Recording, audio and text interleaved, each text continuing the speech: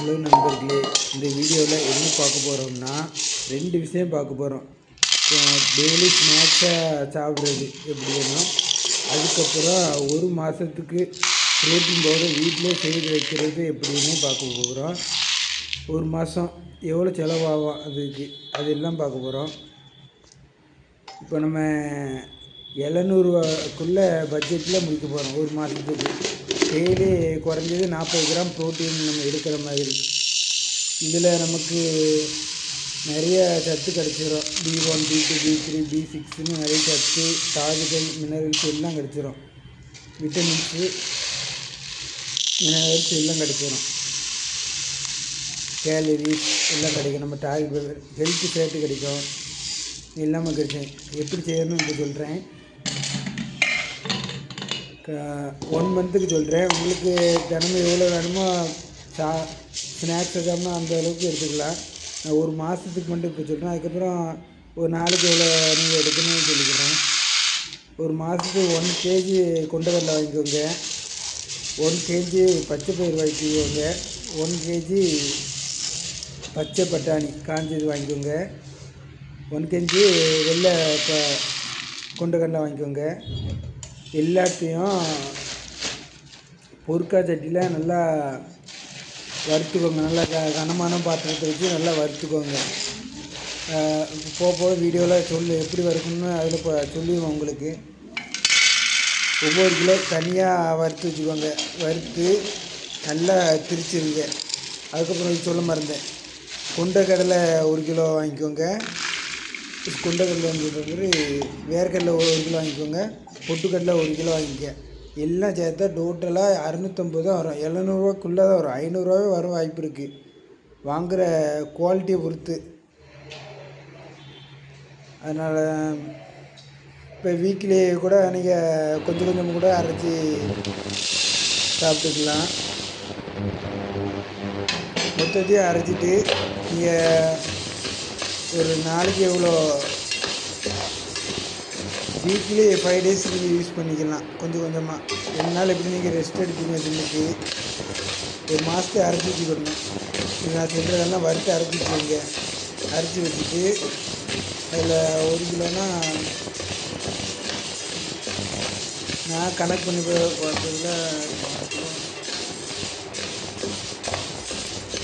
நான் கால்குலேஷன் பண்ணதில் 200 ml அளவில் நீங்கள் எடுங்க வறுத்தது. அதில் எப்படியும் உங்களுக்கு 40 கிராம் மினிமம் வந்துடும் உங்களுக்கு ப்ரோட்டீனு. அது 1 day எடுத்தால் போதும்.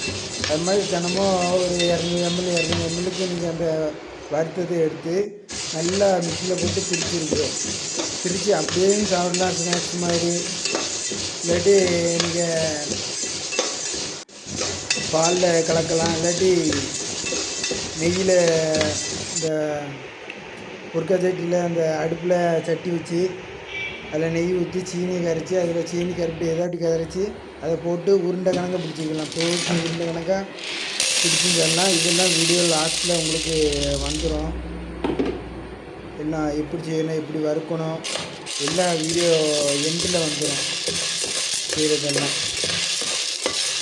திரும்ப சொல்கிறேன், 4 நல்லா வறுத்துக்கணும். அதுக்கு பொட்டுக்கடலை, வேர்க்கடலை எல்லாம் அரைச்சி வச்சுக்கணும். ஒரு மாதத்துக்கு ஒவ்வொரு கிலோ மொத்தமாக அரைச்சி வச்சுக்கிட்டு வறுத்து அரைச்சி வச்சுக்கணும். அரைச்சி வச்சு 200 ml அளவு ஒரு நாளைக்கு எடுத்துக்கணும். அதில் எப்படியும் உங்களுக்கு 40 கிராம் கிடச்சிடும் ப்ரோட்டீன். 40 நீங்கள் எப்படியும் ஒரு 90 120 ப்ரோட்டீன் எடுப்பீங்க ஒரு நாளைக்கு. ஜிம்முக்கு போகிறீங்கன்னா 40 கிராம் இதில் எடுத்துருவீங்க. மீதி எக்கு, அதுக்கு குழம்பு சாப்பிட்டீங்கன்னா பயிர் குழம்பு, பருப்பு குழம்புல ப்ரோட்டீன் வந்துடும் உங்களுக்கு. அதுக்கப்புறம் சிக்கனு, சோயா அது இன்னும் எடுத்தோன்னா உங்களுக்கு மீதி ப்ரோட்டீன் உங்களுக்கு வந்துடும். மீதி ப்ரோட்டீனு வேறு நல்ல எல்லா சமமான சத்து எல்லாம் கிடைச்சிடும். அது கூட நீங்கள் அந்த ப்ரோட்டீன் போட்டு எடுத்துக்கலாம். நல்லா வீட்டிலே செய்கிறதுனால வேறு எதுவும் கலப்படம் எதுவும் இருக்காது நமக்கு. இப்போ நீங்கள் கடையில் வாங்கினோம்னா கொஞ்சம் பயப்பட வேண்டியது இருக்கும். வேறு எதாவது கலந்துருப்பாங்களா எதுவும் பயப்பட வேண்டியது. நம்ம வீட்டிலே செஞ்சுருக்காங்க, பயப்பட தேவையில்லை. நம்மளும் சாப்பிட்டுக்கலாம், வீட்டில் யார் வேணாலும் சாப்பிட்டுக்கலாம். அதுவும் இல்லாமல் செம்ம டேஸ்ட்டாக இருக்கும். இப்போ ஸ்நாக்ஸுக்காக பார்க்குறவங்களா இருந்தால் இங்கே பொட்டுக்கடலை வேர்க்கடலை கூட போட தேவையில்லை. சும்மாவே நீங்கள் அரைச்சி சீனி போட்டு சாப்பிடலாம். இல்லை நெய் ஊற்றி சீனி தண்ணியில் அந்த பொட்டு வீட்டில் தண்ணி ஊற்றி சீனியை கரைச்சி அதுக்கப்புறம் அடுப்பில் வச்சு நெய் ஊற்றி அதை போட்டு அப்படி உருண்டை பிடிக்கலாம். லாஸ்ட்டில் எல்லாம் செஞ்சுருப்போம், பார்த்துக்கோங்க. லாஸ்ட்டு எண்டில் வரோம் எப்படி செய்கிறேன்னு எல்லாம் எண்ட்லேயே போட்டுப்போம்.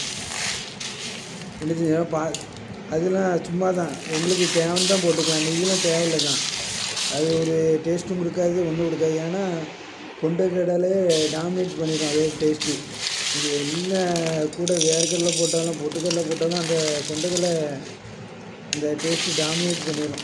அதனால் நீங்கள் டேஸ்ட்டுக்காக அந்த பண்டத்துக்காக சாப்பிட்றதா இருந்தால் இந்த கொண்டைக்கடலை, கருப்பு கொண்டைக்கடலை, வெள்ளை கொண்டைக்கடலை, அதுக்கு பச்சை பயிறு, பட்டாணி, இந்த நாளில் ஒரு 2-3 இதை மட்டும் வறுத்து நீங்கள் பிரித்து அப்படியே சாப்பிட்லாம். தேங்காய் போட்டு சாப்பிடலாம், நெய் ஊற்றி கருப்பட்டி போட்டு எப்படி வேணால் சாப்பிடலாம்.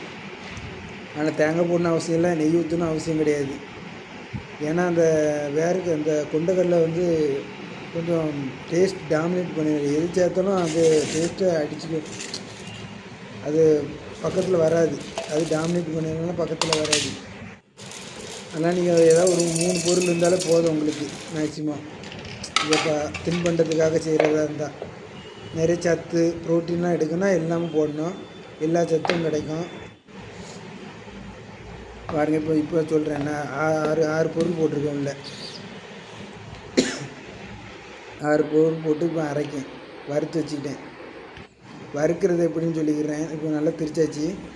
கொஞ்சம் ரொம்ப மாவாக திரிக்க வேண்டாம், லேசாக இருந்தால் நம்ம சாப்பிட்றதுக்கு டேஸ்ட்டு கொஞ்சம் ஃபீல் கொடுக்கும். நல்லா திரிச்சாச்சு. பச்சை பட்டாணி எப்படி வறுக்கணுன்னா அதை கலர் மாறணும், ப்ரௌன் கலர் வர வறுக்கணும். அதுக்கப்புறம் அந்த கருப்பு கொண்டெல்லாம் வெள்ளை கொண்டெல்லாம் கடித்தா கருக்குன்னு சவுண்ட் வரணும், சவ்வுன்னு இருக்கக்கூடாது. இப்போ பச்சை பட்டாணி வந்து அதுவும் சவுண்ட் வர மாதிரி தான் பண்ணணும். பச்சையாக இருந்தால் கசக்கும், நல்லா வறுத்துனா கசக்காது. இது 200 கிராம் வறுத்துப்போம் இன்றைக்கி ஒரு நேரத்துக்கு. இப்படியே 600 கேலரி வந்துடும் நம்மளுக்கு. அதுலேயே கேலரி வந்துடும். வெயிட் இன்க்ரீஸ் பண்ணுறதா இருந்தாலும் யூஸ் பண்ணிக்கலாம். வெயிட் கெயினுக்கு ரொம்ப யூஸ் ஆகும். வெயிட் கெயின் வேண்டாம்னா அந்த வேர்க்கடலையே கம்மி பண்ணிக்கலாம். நெய் எதுவும் யூஸ் பண்ணக்கூடாது, தேங்காய் எதுவும் யூஸ் பண்ணக்கூடாது. நீங்கள் ஸ்நாக்ஸாக சாப்பிட்னா தேங்காய்லாம் தேவையில்லை. தேங்காய் சேர்த்தாலும் ஒரு ஃபீலும் கொடுக்காது. கருப்பட்டி, சீனி, இல்லாட்டி அது என்னது சர்க்கரை, 3ல் ஏதாட்டி ஒன்று யூஸ் பண்ணிக்கோங்க. நான் அடுப்பில் சட்டி வச்சுட்டேன். கொஞ்சோண்டு தண்ணி, ரொம்ப கொஞ்சம் தான் யூஸ் பண்ணணும். நல்லா போட்டு கட்டியாக வரணும், அப்போ தான் டேஸ்ட்டு கொடுக்கும். ரொம்ப தண்ணியாக இருக்கக்கூடாது, அமுங்குற மாதிரி இருக்கணும், நல்லா கட்டியாக இருக்கணும். நெய் ஆப்ஷனல் தான். நெய்லாம் அந்த நெய் டேஸ்ட்டே தெரியாது, ஊற்றுற டேஸ்ட்டு. அந்தளவுக்கு கொண்டைக்கடலை ஃப்ளேவர் வந்து அந்தளவுக்கு பவராக இருக்கும். நான் சும்மா பேருக்கு தான் ஊற்றுறேன். வெயிட் ஹைட்டுக்கு யூஸ் ஆகும், நல்ல ஃபேட் உண்டு.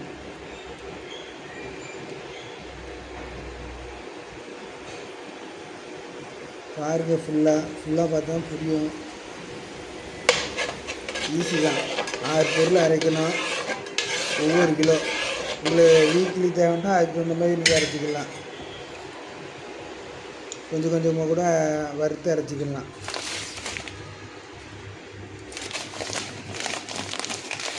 சீனி, நீங்கள் சீனி யூஸ் பண்ண மாட்டோன்னா பேரிச்சம்பழம் கூட நீங்கள் அரைச்சி யூஸ் பண்ணிக்கலாம்.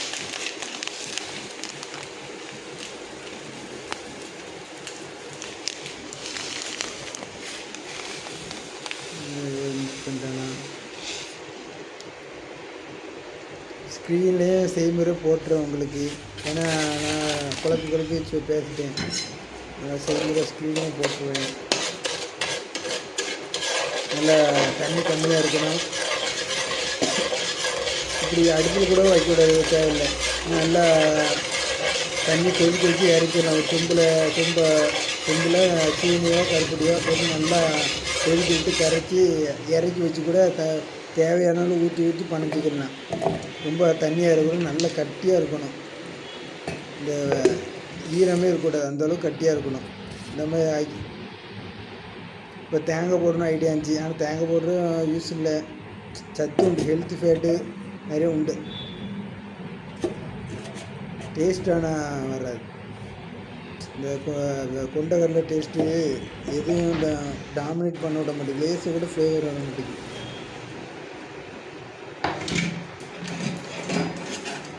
பார்த்துங்க எவ்வளோ தண்ணி இருக்குது, நான் எவ்வளோ சேர்த்துருக்கேன்னு பாருங்க. தண்ணியை விட மாவு ரொம்ப அதிகம், அப்படி தான் சேர்க்கணும். இதை விட கம்மியாக சேர்த்தாலும் ஓகே தான். தண்ணி அதிகமாக இருக்கக்கூடாது, அப்போ தான் டேஸ்ட் நல்லா இருக்கும். இது சும்மாவே சாப்பிடலாம். இப்படி அடுப்பில் வச்சு தான் செய்யணும் அவசியம் இல்லை. மிக்சியில் அரைச்சி அப்படியே சாப்பிட்றலாம். பனையிறதை அப்படி மெதுவாக பனைஞ்சா உருண்டை பிடிச்சா உங்களுக்கு சுடாது. ரொம்ப டைட்டாக பிடிச்சா அந்த சூடு ஏறும்.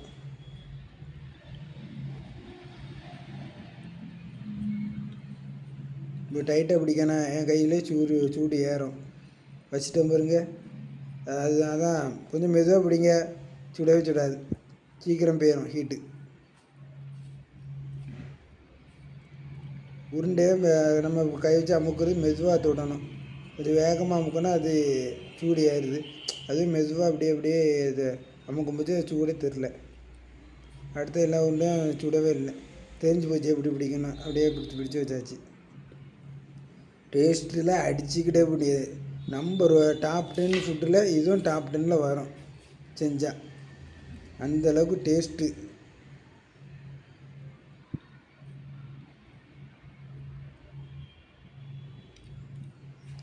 இப்போ 200 கிராமில் பண்ணேன்னு நினைக்கிறேன், 6 உருண்டை வந்திருக்கு.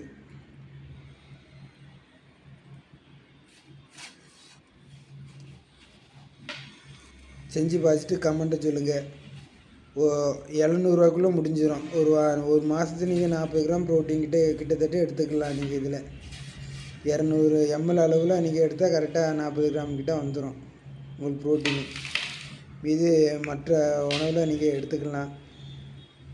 நீங்கள் செஞ்சு பார்த்து சாப்பிட்டு சொல்லுங்கள், சரியான டேஸ்ட் இருக்கும்.